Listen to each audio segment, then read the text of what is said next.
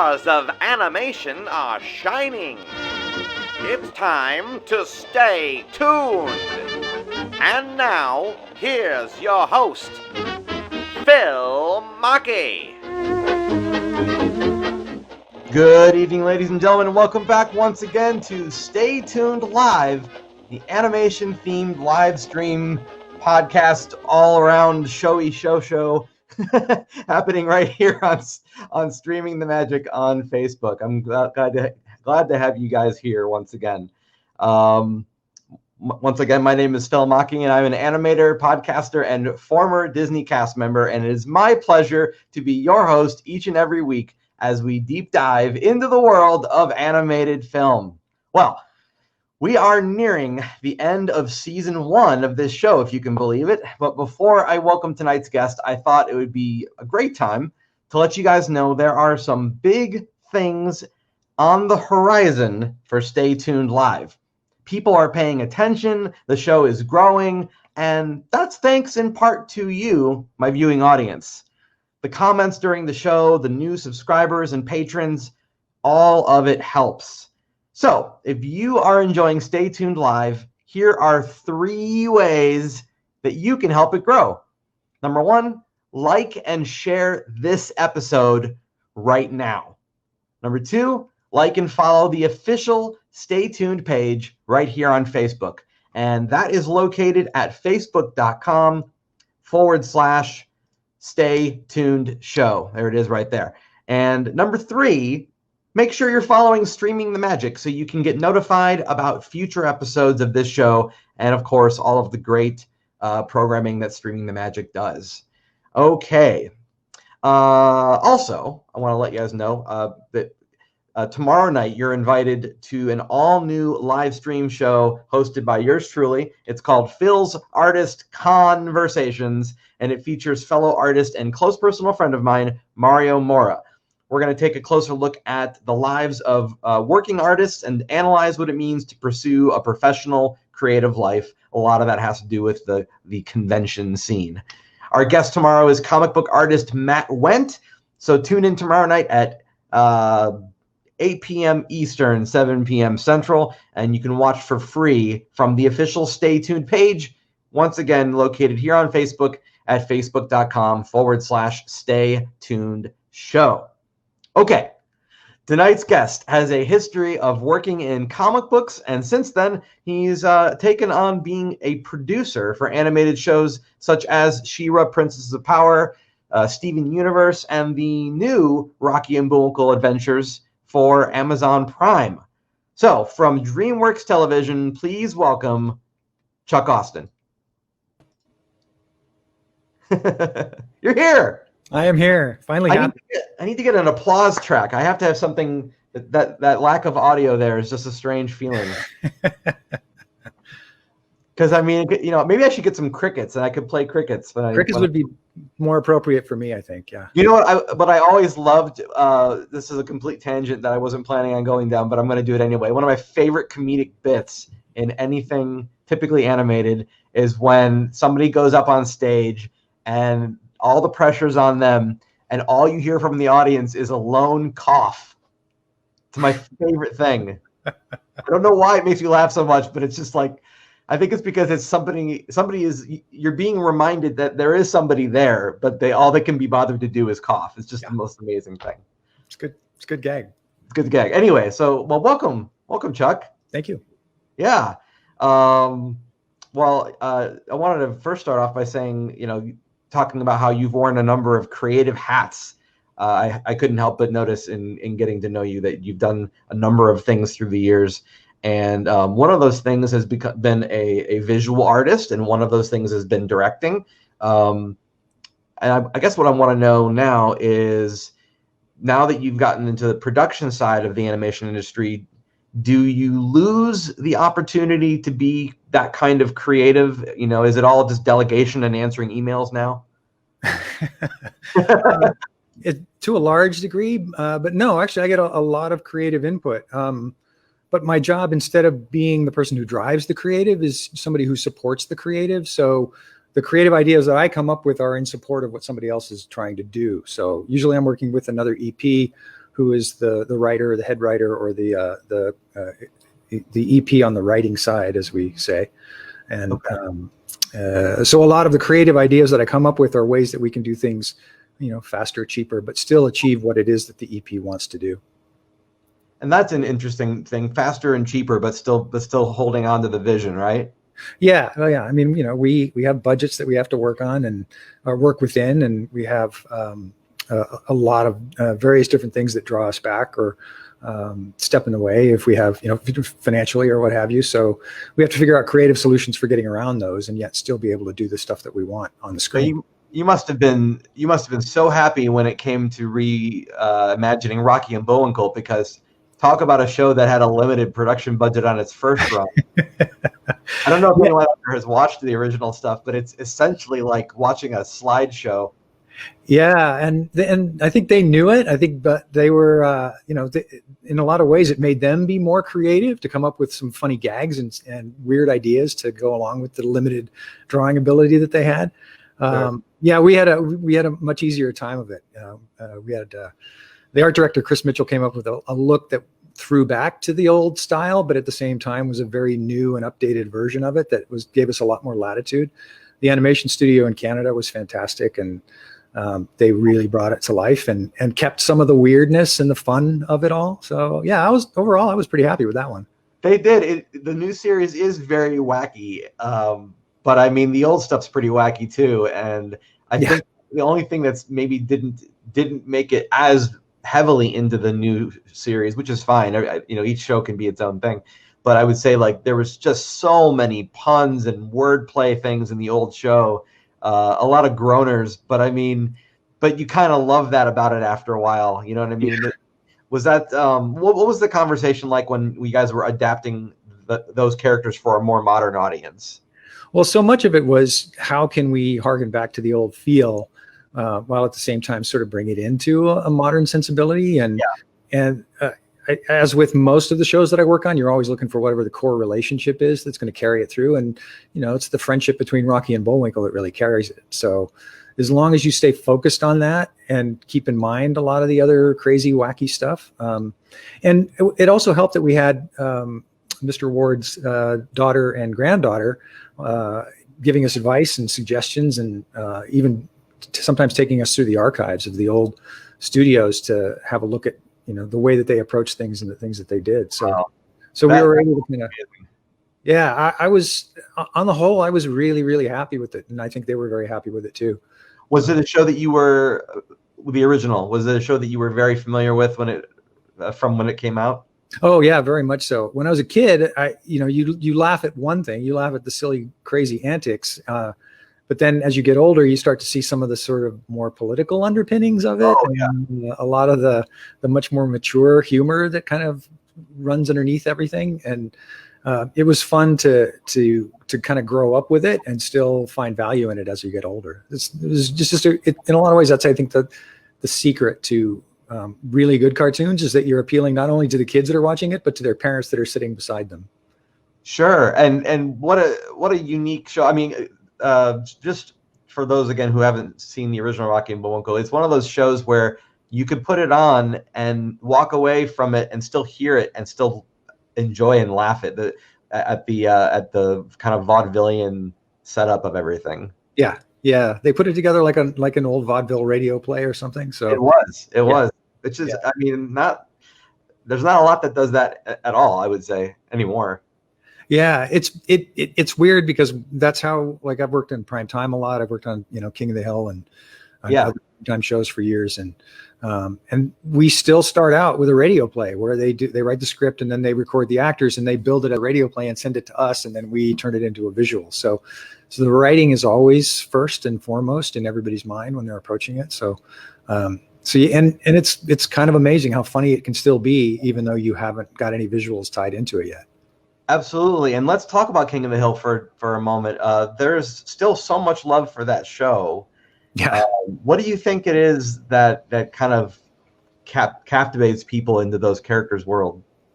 I think it's just an identifiability. And, that you can, even if you aren't Hank Hill or Dale or Bill or Boomhauer, you know somebody who is a Hank or a Bill or a Dale or a Boomhauer. Yeah.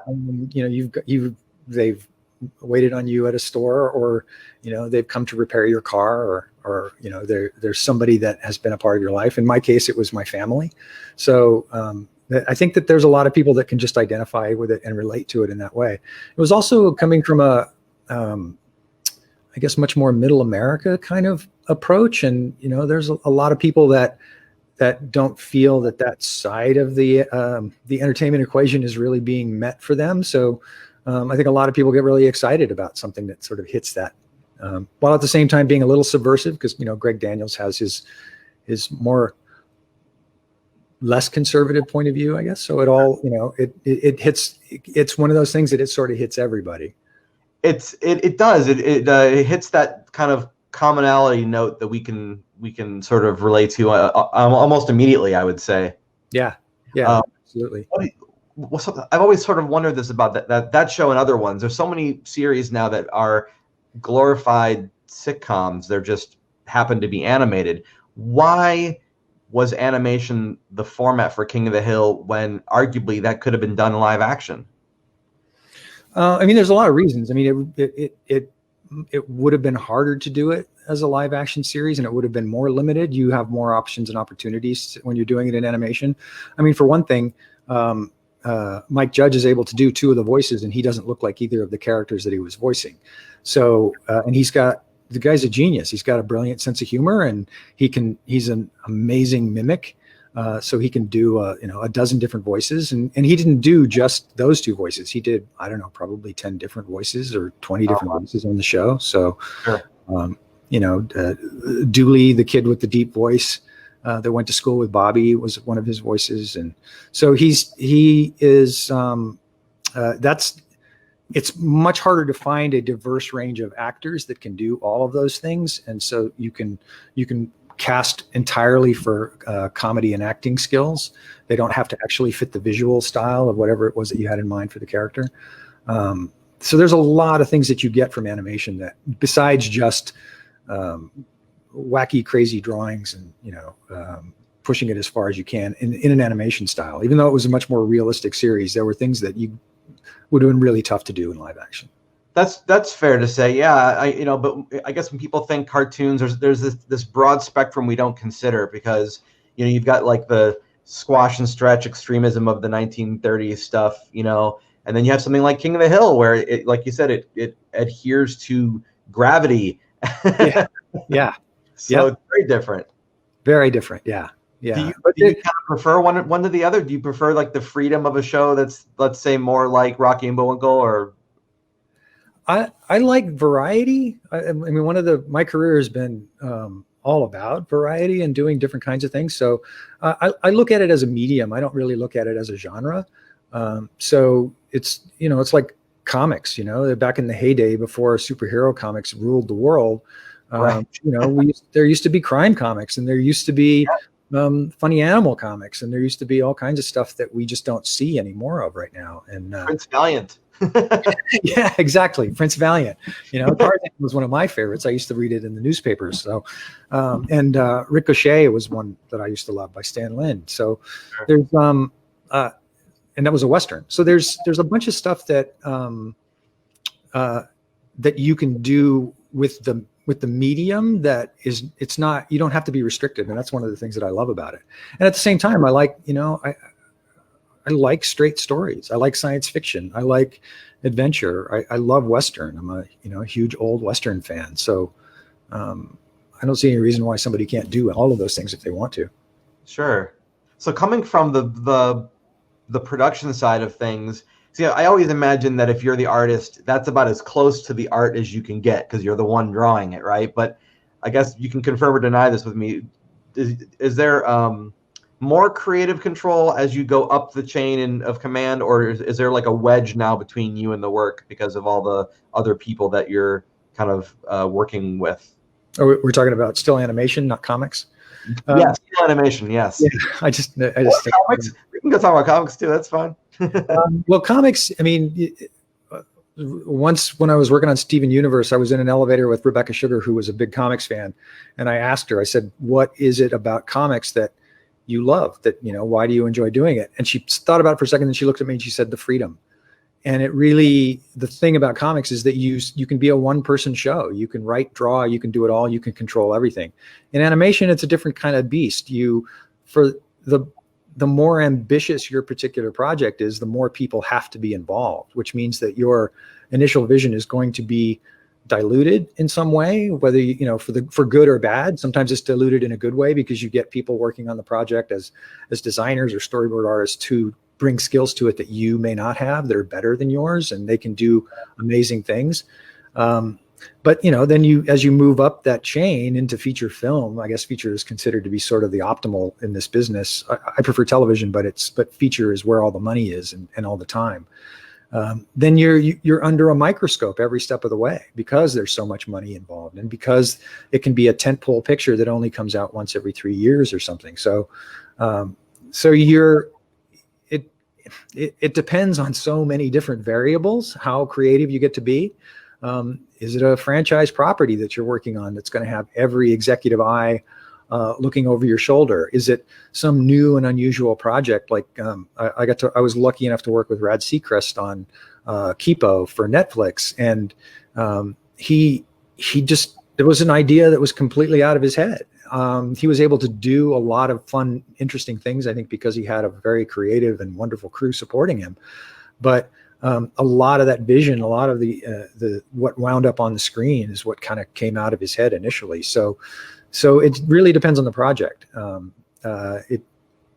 So I guess if to get more specific about that, an answer to that, I'd have to kind of go project by project. Why do you prefer TV? I prefer TV because I'm not somebody who likes to rework stuff. I want to do it and finish it and get it out the door and move on to the next thing. If I had to work for 7 years on one scene, I would lose my mind. So the idea of working in feature on an hour-and-a-half film for 3, 4, 5, 6, 7 years is just not enough. I'm much more. I like to be more creative. I like to do a lot more. I like to get things done and move on to the next thing. So the pipeline's a little quicker as far as the turnaround on TV then. Yeah, in the time it can take somebody to do a feature, we can do the equivalent of 23 features in the same number of years. We can put out, 23 entire movies, whereas somebody else is working on. Now, they don't look like features, obviously. They don't have that level of quality animation sometimes, or right. It's just not up to the level of something like I don't know, How to Train Your Dragon or something. But that's a good thing you brought up, though, because How to Train Your Dragon is one of those properties where they've hit both ends of the spectrum on that. Yeah. They have features and TV. Yeah. When you guys do that, are you given carte blanche to the models and the character sheets and all that stuff from the movies, or do you have to make your own stuff now? Well, I can't speak to the television side of it because I've never worked on one of those old dragon shows. So, but I'm assuming that once that franchise is developed on the feature side, that they probably have a lot of eyes on them as far as how they're approaching it. But I'm sure that they want them to harken back as much as possible to the features, because that's kind of where the fan base was developed in the first place. I mean, they brought in the actors from the original movies, so they were doing everything that they could to kind of tie it into that original, the original franchise and the original concept. But it's going to be different. The production quality is going to be not quite as high. It's just it's a different beast. It's a very different animal. How is your literally a different animal, because it's a dragon? Yeah. You have to train it. How has your job changed now that creating content for streaming services has been introduced? It's different. In a lot of ways, we're still kind of figuring it out. But before, everything used to be all about the overnights and the ratings and, how did it do last night? And now we will drop an entire 6 to 13 episodes at a time, and everybody watches them in a weekend. So so the reaction is different, and also the model is different because usually a subscription-based model as opposed to an advertising model. So what they're looking to do with the new content that they get is to build up subscriptions over time. So if what they want is somebody who obviously hasn't subscribed to the channel before and says, "Oh, hey, I like this series. I've heard it's really good things about it." It's like, how many people got a Disney Channel, Disney Plus subscription because they wanted to see The Mandalorian, you know? Yeah. And it doesn't matter that The Mandalorian came out a few months ago. I still know people that are still signing up for Disney Plus to see it because they're hearing from other people about it. So the overnight ratings are not the be all and end all that they used to be. Now it's something that's developing over time. So whereas before, if you didn't have a top 10 or a top 20 show within the first couple of weeks of being produced, you could be shut down. Now we can be hired to produce a couple of seasons at a time. And you know, unless it's doing incredibly poorly or they've just decided that they want to move on to something else, generally we get to finish those series because they recognize that over time they may draw in additional subscribers. So it's all changed. It's all different, but life is always changing, and that's part of the fun. Is trying to figure out what's new and how to handle it. And speaking of changes, this is my attempt at doing a segue. When She-Ra was resurrected, so to speak, with a different sort of vibe and look and feel to her. As folks probably know, she's got a famous sibling who was not included in that party. How much of a concern was that? Well, I was brought in after all of the development was done. Noelle did all the hard upfront work, and then they just basically brought me in to sort of help support what she was doing. But that's I know that they would have loved to have done something with He-Man, but that's where you get into, you know, rights situations. I think the rights were owned by somebody else. I'm not entirely clear on that, so I can't give you a good answer. But you know, I mean, who wouldn't love to be able to mention that or to deal with it? But you know, if Sony owns the rights, it's kind of like you have to make. Then you got to make all kinds of other corporate deals and get a whole bunch of other people involved in the approval process. So I think it was just easier just to do She-Ra. I think that's a really important point you just made, because I feel like as fans, as audience members, we see something like that happen, and our only thought is, why couldn't they do this other thing? But what you just said is great, because people don't really realize that it's not as simple as saying, let's do this other thing. There's a lot of other people to have to shake hands with, so to speak.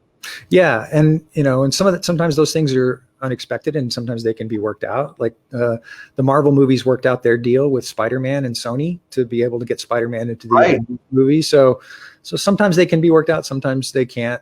Sometimes people have other plans or have already had something in development, and they don't want those two properties to clash with each other. So you know, there can be any number of reasons that it can't happen. But sure. And speaking of Marvel, your background is from Marvel, correct? Yeah. Well, I mean, you know, 2.5 years. So, yeah. You know. Did you ever imagine we'd get to this point where there's this kind of crazy buzz around hero films? You know, if you had asked me that when I was a kid or a teenager, I would have said, "Oh yeah, it'll happen someday." But when it actually happened, I was kind of blown away. I didn't expect it at all. And then I heard Steven Spielberg said that it was kind of like the modern Western in a way, and I hadn't thought of it that way, but in a lot of ways it sort of is. You know, it's the adventurer and the hero going off to solve the world's problems, and that there's always kind of a need for that, and that superheroes just happen to fit the bill at that particular time. I don't honestly know. It surprised me. It caught me completely off guard, but you know, I enjoyed it like everybody else did. I went to see most of the movies. I think I saw most of them. Is there a character that you grew up reading, or even that you worked on writing for a while, that you feel like hasn't been given a fair shake yet? Oh, no, I don't think so. I mean, the thing that when I was writing the X-Men, and it was just around the time that the X-Men movies were getting started. Yeah.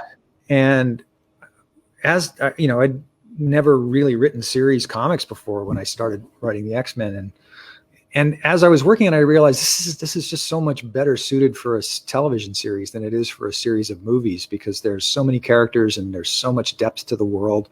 So I think that that the X-Men could probably have been better served by having a series as opposed to a series of movies. Just, but you know, it's neither here nor there. I mean, I enjoyed those movies when they were coming out, and Sure. But there's a little part of you that while you're watching them, you're like, what are you guys doing? What are you screaming at the screen internally? Yeah, well, the weird thing is that I was the third man on the totem pole writing those books for the most part. So okay. I had kind of in a lot of ways, I had the leftover characters that other people didn't want, and I found a way to love them all, And so there's a part of me that would really love to see an Angel story, or a Jubilee story, or a Juggernaut and Sammy the Fish Kid story. I mean, those were, and that's not necessarily because I wrote them, but it's because you do wind up falling in love with so many different characters in that entire universe. So it's the ensemble. It's really, When you are a third writer like that, does that typically mean that you're writing like part of a script, or do you actually get a chance to write the entirety? No, at the time I was writing the entirety of the script. Things would get changed, and editorially it would get there, and somebody would disagree with something that I had done, or they had tied into some other series that I wasn't aware of, or in the case of one or two of the changes, they got changed for continuity reasons. But no, on the whole, Mike Martz, my editor, was great. He just, he kind of let me run wild, and I enjoyed it. I had a lot of fun doing it. So in a lot of ways, it was one of the more freeing jobs that I had. Oh, wow. Yeah. It's how I was learning how to write in a lot of ways. I know people don't want to hear that, but I had never written in that kind of volume before. So, well, that's a good point, though, because people don't realize that even though somebody has their name on something, they're at their own part of their journey. They're still figuring out what they're doing, and whatever they do now is going to inform what they do later on. Yeah, absolutely. Yeah. I mean, I think I'm a much better writer now, but I'm not writing nearly as much as I used to. Okay. Definitely not as much as I was writing then. I mean, I was writing a script a week back then or something. And are you fun or no? No, yeah, I write for fun. Nothing I can talk about at the moment, but yeah, I write a lot. I write all the time. How fun it is. That is how fun. I know there's projects you're working on that you can't talk about, but because they haven't been announced. But I am curious, how challenging is it sitting on secrets where in a matter of months that same project will be making headlines? Is that hard? That's very generous of you to think that they're going to make headlines, because I don't know. I'm predicting it from my chair sitting here. Thank you. Yeah. I'll go with your amazing Kreskin performance. I have to do my we get the envelope and hold the envelope to my head. Yeah. It's I guess I've been doing it long enough that I'm sort of used to it. Because when you work in animation, you work on a lot of first seasons, which means that you work on something, you do the entire season, and then for whatever reason it doesn't continue on, and so you're on to the next one. So you're always having to keep a secret about whatever your next project is, because it's not released and not talked about. So I guess it's just part of the business. I don't really think that much of it. There's one I'm working on now that I'm dying to talk about because it's more of a personal project, but at the same time, I'm cool with it not being talked about, because I'll say this much about it. It was something that I was working on purely for fun, and it's kind of evolved, and now I'm scared. I guess it's the best. What are you scared of? That's really interesting. Well, you never know when you're doing the thing. The interesting thing about working on other people's properties, particularly either in animation or in comics, is that they're not yours, So if somebody doesn't like an aspect of the character, you don't take it personally. It doesn't feel like, as I'm sure I got a lot of grief when I was writing for Marvel and DC, and I never really took it all that personally. Once in a while I did, and I think that's kind of where some of the hostility came from. It was the early days of fandom online, and Sure. some of those. If you were writing a letter because you were angry about something, you had to actually write the letter. And then it would sit around for a while, and maybe you'd rethink it before you mailed it. Yeah, all of that. Right. There's this immediacy to internet that is too immediate. Yeah, now you can post from your phone. You can be in a public restroom and have some horrible lunch and not sit well with you, and the next thing you read online makes you angry, and you post it immediately. Yeah. You could be having lunch with somebody and be getting fired all at the same time and not even realize it because of what you've done. So yeah, very true. Yeah, so it's a little nuts, but getting back to the working on other people's projects thing, it feels like you're a custodian of someone else's idea. Yeah. And one of the jokes, it wasn't my joke, but it was one that I heard from another writer that I worked with. He said, if people don't like it, somebody will come along and retcon it out of existence anyway. So there's that sense that everything you do, there's nothing permanent, there's nothing lasting, there's nothing even really all that important about what you're doing. You're working on a project. But when you're doing something that's yours, that's all yours, that came entirely out of your head, yeah, it's different. Somebody doesn't like it, then it's probably going to be a little harder. Well, I'm glad you brought this up because I am working on something presently as well. And when I started approaching my project, there was this thought in the back of my mind, which was, okay, at some point I either need to make a decision to sell this idea, which would open it up to other people working on it, which would dilute it, like you were saying, or I need to say, no, I'm not going to do this. It's going to be mine. But then, that limits some of your ability for exposure and production and whatever. So I guess the question I have for you, since you can't tell us what the project is, I am curious in a philosophical way, how are you feeling about that whole thing? About letting it go or keeping it and holding on to the control of it and releasing it in your own way, or is it already past that point and you've already got other folks working on it? Maybe, I don't know. Sorry. Yeah, I don't. It's personal, and I can't really get into it. I can't even talk about any of this specifics. Gotcha. Okay. Well, then I probably have said more than I even should have at this point. Oh, gotcha. Okay. Well, then I apologize for that. No, I mean, it's not. I don't think it's gonna. I work on personal stuff all the time. Yeah. And that stuff is very important to me, and so it's always going to be a part of it. And there's just a difference in the way you approach it as opposed to the way you approach somebody else's project. So let's say so we'll be more abstract about it. Let's say someone's developing something and they want to get into animation.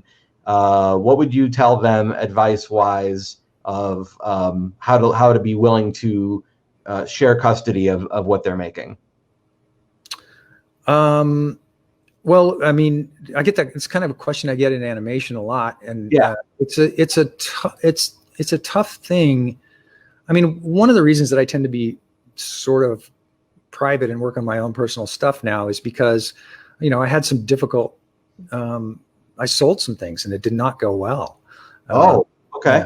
So I don't. Hollywood can be a really difficult place at times. I had I sold a couple of properties, and the typical Hollywood story where things just go entirely wrong. So you want to be careful about letting go of your concept if it's something that's really personal to you, that means a lot to you. Sure. So I guess you'd have to get into a little more specifics about what you're asking. Sure. Well, I don't know. I think you answered. I think you answered the question. I mean, once in a while it can be fantastic. You can meet up with the right person who gets the concept and they want to run with it and they want to finance it and they want to bring in some great people to work with you on it. But it's hard to find those situations. I think the issue I've found is when you're developing something, in order for it to be attractive for a studio to want to pick up, you have to pour something of yourself into it. Yeah. But I feel like the problem inherent in that is by pouring yourself into it, now you don't want to let it go. Yeah. Yeah. I think the quote that I use all the time is Ken Keezy. Do you know who Ken Keezy is? He wrote One Flew Over the Cuckoo's Nest. Oh, okay. Okay. his most famous quote, and I'm going to basically paraphrase it here because you can look it up online. It's out there. But a producer called him after the movie had been finished and said, "Hey, we got tickets for you to come and see this. We've got for the Hollywood premiere. Do you want to come?" And he said, "If somebody was raping your daughter on your front lawn, would you want to come?" And he felt really strongly about the changes that they had made to the script that he had done, but at some point he lost control of where that was going. And it's not always like that, but when it does get to be like that, it can make you, I'm gonna write a novel and I'm gonna put it in a drawer, and maybe after I'm dead, my son will publish it. Right. That's that. Well, I don't have that connection to other people's properties necessarily, but I will tell you that when I haven't watched the film, so I can't really speak fully about this, but when I saw that they were making that computer generated sort of Peanuts movie, I felt it almost hurt me to see them doing that. And from what I've heard, they were true to the spirit of it, but I was just like, man, Charles isn't around anymore to say anything about this. I kind of feel like that's not cool, It's tough, and the fact is that my son and I loved watching that movie together. So Sure. I had my reservations about it because when I was young, I wanted to be a strip cartoonist. That was how I got into drawing in the first place. Chuck, me too. Oh, really? That's how I got started. The stuff you're seeing behind me is actually all stuff from a strip that I draw, and I've been a strip artist since I was in, I don't know, high school or whatever. Wow, that's amazing. I love comic strips so much. Comic strips are great, but with the dying of newspapers, I finally got to the point where, I don't know, maybe around the same time I was doing comics, so maybe 15 years ago, I had a strip that got interest finally from a syndicate, there was no money in it. They told me flat out, don't quit your day job. But you got to turn in a daily newspaper strip, and you got to send us about 30 ideas a week so that we can whittle it down to 7. And I just couldn't do it. It's a hard, brutal life. It really is. Yeah. So, and I know that Charles Schultz he's one of my legends. I love that guy. So, yeah. And I never met him personally, but I know people that did that thought really highly of him and just loved the guy. So, I had a lot of the same reservations you did, but I don't know. Life moves on. You try to do the best that you can. It's like what we did with Rocky and Bullwinkle. The Ward family seemed to like what we were doing, and that's probably the best that we can do. But would the creators have felt the same way? It's hard to say. It is. I try to look at it like theater, there's going to be future interpretations of Peter Pan coming to the stage for years to come. Yeah. And I try to think of it like that. This is so-and-so's production of Peter Pan. You know what I mean? Yeah. Yeah. And I think like with Peter Pan, a lot of the people, technically, even though Peter Pan is, I guess, in the public domain, most of the people who create one try to use some of the proceeds to benefit the charity. That was it J.M. Barrie that created that? J.M. Barrie's charities. So, if you're doing something that at least feeds into the spirit of the sort of the selflessness of the original creator, I think that's a good thing. I agree. I think that's great. It's a great way to honor their original intentions. Yeah. But back to the animation world, directing versus producing. What can you tell people about the difference in the role and why you would want to pick one over the other? Directing is, it's different from feature to television. In television, you're one of several directors, and in feature, you are the person basically running the show. The producer is the one who gets those people what they need and gives them notes and suggestions as far as where it needs to go and how to make it the best that it can be. And also in television, part of my job is to make it consistent from episode to episode. I'm fortunate enough to be able to work with just some amazingly talented people. And if you surround yourself with talented enough people, then your job is so much easier. You're essentially just kind of guiding people along as a producer. Like, on She-Ra, that was a team that was just so good and so well oiled, and they knew what they wanted, and Noelle knew what she wanted, and she had a very strong vision for it, and the writers were really supportive of that and carried it through for her. And they were all incredibly talented. The directors were amazing. And so my job on that show was just, here's, I'm the old guy in the room, and this is what you got to kind of watch out for. Cause you send it to this, then it's going to be, you're going to maybe run into these problems, or when it comes back into post, you have to kind of watch out for this stuff. And so your job is almost more like a mentor, kind of a guide. Whereas with a director, you're actually getting into the nuts and bolts, and sometimes you're redrawing scenes, and wow.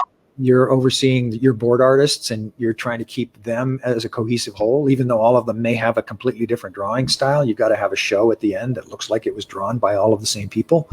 So it's much more directly involved and challenging. And then, on top of that, you got to deal with me coming in every once in a while and saying, hey, you got to change that. It's not working, so. Right. That's the role of the big bad boss man. In some ways, yeah. And then I have people that come into my office and tell me, hey, you got to change what you're doing. You can't do it.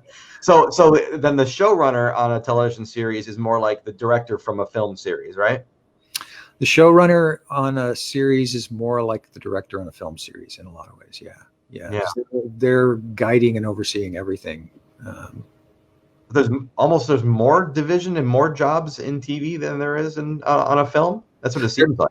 There is, because there's more material that has to be produced. So you have to divide up the team, and you essentially usually have on a series, you have 3 directors, and then you have on each team for a half an hour episode, you usually have 3 board artists per director, sometimes more. Plus you have revisionists that work with the director so that when the board artists are done with an episode, they can move on to the next episode. And then the revisionist stays and works on, addressing notes and dealing with things.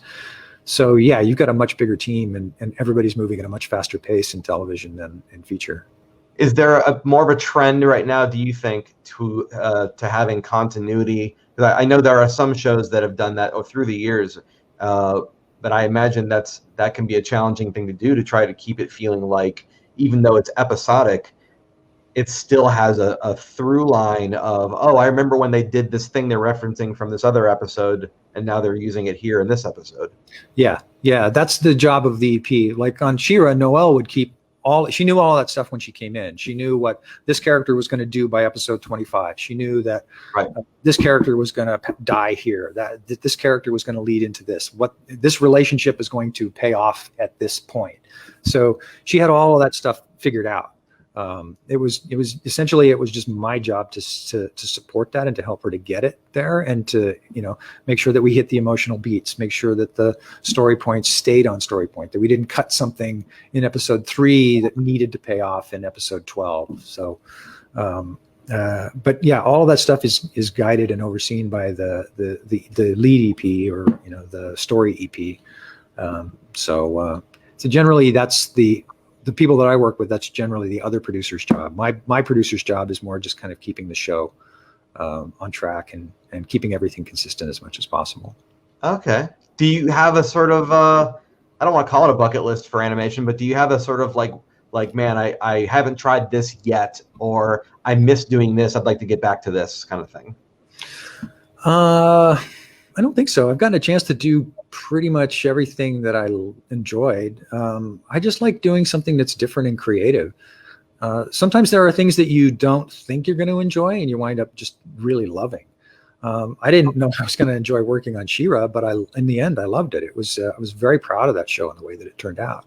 How much did you know about She-Ra, the original series, before coming into that series? And is it better to not know as much when there's a zero? Okay. Was that actually a good thing for you? It was a good thing, because I was one of the few people who came into it without any preconceived notions about what it should be. Okay. One of the difficult things about reinventing a concept is that sometimes it's hard to let go of your old biases and the things that you were passionate about. Sure. I remember working on some Avengers animated stuff, and I was working with a bunch of guys who hated the new version of the Avengers and loved the old version, the old Jack Kirby version. And in some ways they were actively subverting the situation, because they wanted to kind of go back to that old school way of doing things. Oh, wow. So there are, and then there were the people that were passionate about the new version of the way the Avengers were going. This is way before the movies. This is, quite a ways back. And they wanted it to. So you had these kind of competing ideas about the way things should go. It's always better if you can get people who don't get locked into those preconceived notions and are willing to kind of take it in another direction. So I felt perfectly good about it. For me, it was all about making this show and this interpretation the best that we possibly could. And at the same time, there was, we worked with a lot of people who were fans with the original show, so there were a lot of nods to it. I mean, they were all through there. If you really want to look, there's just like Easter eggs everywhere in that series to the original series. So, whose job is it to keep everybody maybe feeling good about the unified direction that they're taking? Is there a particular person? I mean, everybody can obviously contribute to that, but is there somebody who it's their job to make sure, okay, I go around to each person in each department and just kind of keep the energy moving? It's generally the producer's job. You try to do that as much as possible. Sometimes on a show that's difficult or keeps you really busy, it's unfortunate that you wind up not dropping by somebody's office when they're doing a good job, because they're doing it. You can leave them alone and concentrate on this particular fire over here. So sometimes the people who deserve praise don't get the praise that they deserve to get because they're already doing a good job, and you figure you've got to deal with something else. But I tried, I always try on any show that I'm working on to give encouragement, to praise people, to let them know what a great job that they're doing. I think it's a very, very important part of the process to enjoy you're working on these jobs 8, 10, 12 hours a day or more. You want people to feel good about it. You don't want them feeling like, God, I hate doing this, and now I got to stay up until midnight to try to get it finished. So, right, you got to. It's important to show appreciation and to tell people, God, that's amazing design, or wow, that board section just gave me chills. What series do you think surprised you the most? That even though you were behind the scenes the whole time, when you finally got to watch it, you're like, wow, that landed way better than I thought it was going to. Or gelled better, and not landed better. I think I wasn't sure, because I hadn't heard anything internally before I started working on She-Ra about, what the show was like. I think that one surprised me.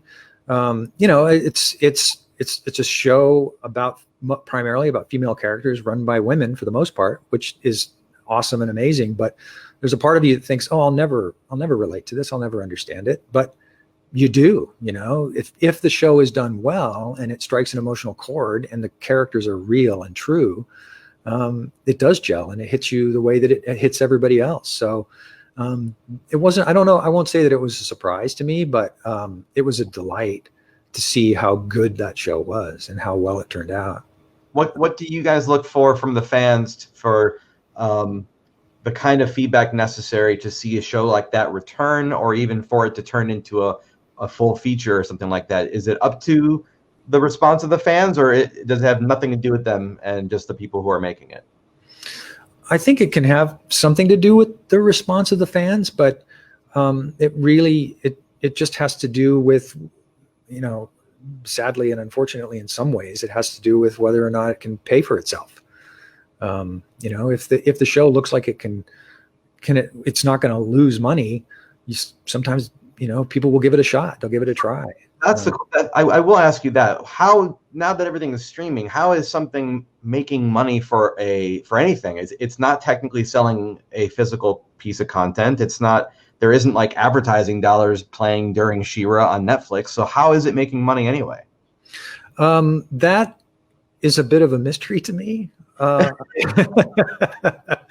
don't know what the internals work, but I have to assume that it's like, it's like HBO. HBO was a subscription-based service, and I think a lot of these new streaming content channels are subscription-based, and I think that if you get enough subscribers, then you make a sufficient amount of money to keep making more shows. Or maybe it's like Looney Tunes Gravity, and once we start asking the questions, that's when we fall off the cliff because we started thinking about it too much. Like, oh no, how is it making money? That kind of. No, I'm just kidding. Yeah.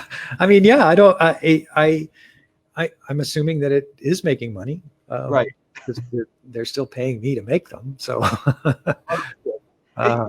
It is probably based on subscription and maybe how many times a show is being watched by someone, and they figure, well, that's what's keeping our fans here, so let's keep paying those guys. I think that's part of it. I think, it's what's keeping the fans there. It's what's bringing in new subscribers. But I'm not a money person. I'm a creative guy, so I don't know the answers to those questions. So how hard has that been to keep those two personas separate in your professional life? Like, can you still be a creative person and not get too pulled into the money stuff? It gets tougher the more you move up the ladder, I guess. You have to keep in mind, okay, I need 3 storyboard artists to help me here, but we've only got a budget for 2. Wow. I need to have ZBrush models made of some characters as proof of concept, but it's not in the budget. Can we move money around to be able to get those made? And, fortunately I work with smart people who are able to pull those things together if they need to. But it's something you have to be aware of, because once in a while they'll just say, yeah, you know what, there is no money for that. We can't do it. So I have to be more aware of it than usual, but I don't have to worry about how Netflix keeps its lights on. Those are the nights where Chuck stays late at the office messing with ZBrush for the first time, trying to go, all right, I just got to do this myself. Sometimes, yeah. Sometimes it happens. Yeah, I've learned Premiere when I was. Oh, okay. When I was working at Film Roman, I learned how to work on the Avid by climbing through the ceiling and getting into the edit bay after hours. So, I know all about Avid. Yeah, yeah. That's back when you had to turn a crank on the side of the machine if you wanted to edit something. Yeah, exactly. We got someone in the room watching named Kevin Garcia, and he's saying Kipo is really amazing. Oh, thank you, Kevin. I'm glad you liked it. I had very little to do with that other than to help Rad. It's all Rad. He follows up that statement with a couple other statements. He says, "Sammy the Fish Kid." So I guess you got a fan of Sammy the Fish Kid. He says he loves She-Ra the series. He wants a sequel series where she meets her twin. That's all. And he also says, I've always been of the opinion. I'll put his comment here on screen. I've always been of the opinion that Spider-Man should be a TV show, not a movie, and I liked the movies. Yeah, it's a similar kind of thing. There are so many great stories, and as much grief as I used to get about being the romance guy when I was working at Marvel, that was the whole thing about Spider-Man was Mary Jane or Gwen Stacy, and I'd love to see all of that stuff play out as a series. How excited were you to see Into the Spider-Verse? Oh my God, that was amazing. And I have absolutely no connection to any of those characters because I know, but I just as a fan of Marvel stuff, I imagine that was a gleeful moment anyway. Well, it sort of was and it wasn't. It was like I was a fan of the old Spider-Man, the old Peter Parker Spider-Man, and the John Romita, Ross Andrew comic. I know I'm dating myself now, so people can figure out how old I am, but I didn't know who Miles Morales was when I went to see that movie. I didn't know that there was a Spider-Gwen. I didn't know any of that stuff. That'd be the best way to be introduced to those characters if you think about it, because you didn't have any preconceived notions about it. No preconceived notions. And if they grabbed me, then they did a good job, because that meant that they explained to me well enough who they were that it wrapped me up. But yeah, I mean, I teach a class in how to engage your audience emotionally. And in that class, I use scenes from the Spiderverse about what an amazing movie it is. It's just so incredible. That's great. Do you teach online or you teach at a university? No, it started off as an internal way to help storyboard artists and revisionists who wanted to move up to the next level, to sort of explain to them what it was that I look for as a producer from storyboard people. And then it just evolved into a class that I wound up doing for the company. So, like an internal thing. It's entirely an internal thing. Yeah. But that's great to know that these companies are teaching within the walls. That's a great idea. Oh, it's fantastic. There's Hillary Morel is one who runs the Dream Learning courses, and she puts together tons and tons of stuff to help people to improve. And because everybody wants to advance, everybody wants to move up to the next level, and she's terrific about putting together videos and classes and tutorials that help people to advance in their careers. It's a great division of the company. You found a pretty good home with DreamWorks then. I love it there. I really do. I've had a great time. Yeah, it's a good fit for me. And is it two separate entities, the film side and the TV side? It's kind of like the company is split, or is it all feeling very? Do you feel like you could go and talk to the folks in features at any point in time? It used to be very split, but now it's much more together than it used to be. I mean, before the pandemic and everybody started working at home, I was very. I got to know some of the feature people, and we would get together and talk about stuff. And Rad Seacrest is great, and he and I will sit down and talk about the approach in feature sometimes. I was asking him about some things that they do on the feature side that we don't do enough of on the television side. So yeah, it's great. I mean, we're all a bunch of crazy creative artists, and we all have a lot of the same interests. We're all interested in comics. It's like the highest percentage of comics fans in the world, I think, in a career. So the place pretty much empties out at San Diego Con. Oh yeah, I'm sure. Yeah, that's great. Well, Chuck, thank you so much. This has been such an enlightening discussion about all of the ins and outs of what you do, and just kind of how the differences of TV and features work. So thank you for this. You're very welcome. You're very welcome. Yeah. Thanks Awesome. for having me. Yeah, well, I'll just let everyone know to check out She-Ra on Netflix, and Rocky Bullwinkle at Amazon. Rocky Bullwinkle at Amazon Prime is all the different locations for stuff now. I definitely will say check out Rocky Bullwinkle because it's pretty great. It was fun. It was a lot of fun. The team on that was just absolutely amazing. And I don't make any money off of it anymore, so it's not like I'm plugging anything that's going to line my pockets. Are we going to get any more Rocky Bullwinkle, or was that kind of it? I think that was pretty much it. I think they bought the couple of seasons, and that was the end of it. I don't know. I never know until somebody calls me up and says, "Hey, I'll do some more Rocky Bullwinkle." Yeah, sure. Yeah. Well, awesome. Well, thank you so much once again, Chuck, and have an excellent rest of your evening. Thanks. You too. Bye. All righty. Well, we're at the end of another episode, folks, and I just like to take a moment to thank everyone for being here, and give a little reminder that